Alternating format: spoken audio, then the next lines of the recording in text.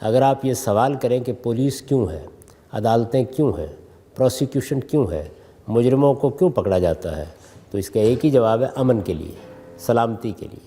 इंसान चूँकि सरकशी इख्तियार कर लेता है तो इसलिए इंसान को एक नज़म बनाना पड़ता है जिसके तहत मुजरिमों की सरकोबी की जाए। सरकशी अगर कोई कौम करने पर उतर आए, कोई मुल्क करने पर उतर आए, तो फिर उसके ख़िलाफ़ जंग की जाती है। इसी मकसद के लिए आप फ़ौजें बनाते हैं।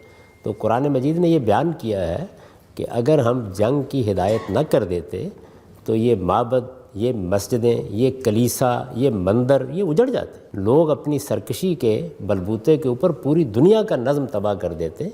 तो इस्लाम में सलामती को हासिल करने के लिए ये हुक्म दिया गया है। लोग आम तौर पर ये समझते हैं लोगों को मुसलमान बनाने के लिए जंग का हुक्म दिया गया है या कुफ्र को मिटाने के लिए जंग का हुक्म दिया गया है। इस तरह का कोई हुक्म हमें नहीं दिया गया।